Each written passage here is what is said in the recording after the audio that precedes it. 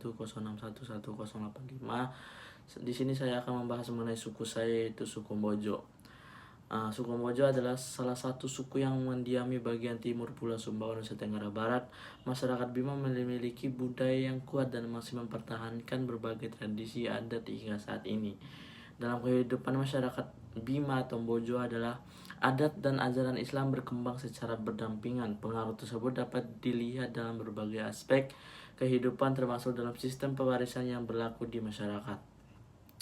Adapun pengertian dari hukum waris adat Bima dan pengertian hukum waris pada umumnya, yaitu hukum waris adat adalah seperangkat aturan yang mengatur perpindahan harta peninggalan seorang yang telah meninggal dunia kepada ahli warisnya berdasarkan hukum yang hidup dalam masyarakat adat. Pada masyarakat Bima, hukum waris adat tidak hanya berfungsi sebagai membagi harta peninggalan, tetapi juga bertujuan menjaga hubungan kekeluargaan, menciptakan keadilan, serta mempertahankan keharmonisan dalam keluarga. Adapun sifat hukum waris adat Bima, yaitu hukum waris adat suku Bima memiliki beberapa sifat penting, yaitu yang pertama bersifat kekeluargaan karena pembagian warisan dilakukan dengan mengutamakan kerukunan keluarga ya. Lalu kedua yaitu musyawarah, yaitu pembagian warisan biasanya dilakukan melalui kesepakatan bersama antara para pihak waris. Lalu ketiga bersifat religius karena pelaksanaannya dipengaruhi oleh nilai-nilai agama, yaitu agama Islam.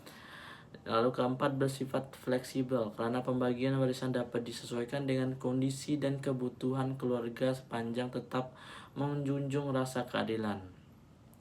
Kemudian sistem kewarisan adat suku Bima pada masyarakat Bima atau suku Mbojo umumnya menganut sistem kekerabatan bilateral atau parental. Sistem ini mengakui hubungan keturunan dari pihak ayah maupun pihak ibu.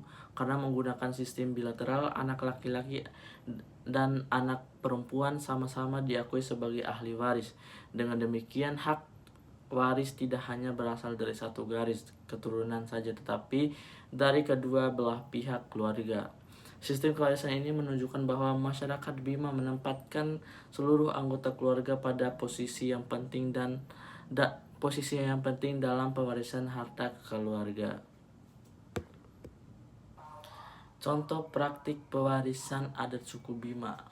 Berikut adalah contoh bagaimana pewarisan dilakukan pada suku Mbojo atau suku Bima, yaitu ketika seorang ayah meninggal dunia dan meninggalkan rumah serta sebidang tanah, ahli waris yang ditinggalkan terdiri dari 2 anak laki-laki dan 1 anak perempuan. Dalam praktiknya, keluarga akan mengadakan musyawarah untuk menentukan pembagian warisan yang dianggap adil.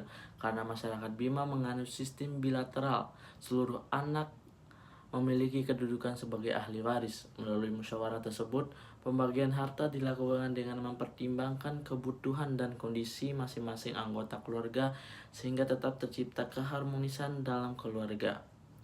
Adapun hubungan sistem kekerabatan dengan sistem kewarisan yang ada di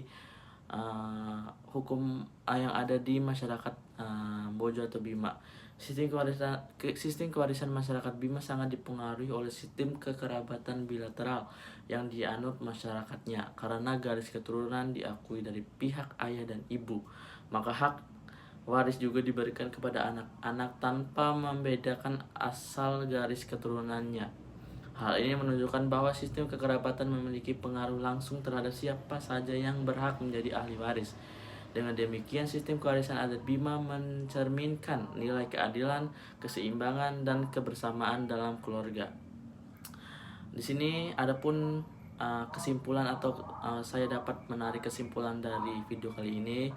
Berdasarkan pembahasan tersebut dapat disimpulkan bahwa hukum waris adat suku Bima merupakan aturan adat yang mengatur perpindahan serta peninggalan kepada ahli waris berdasarkan prinsip kekeluargaan, musyawarah, dan keadilan.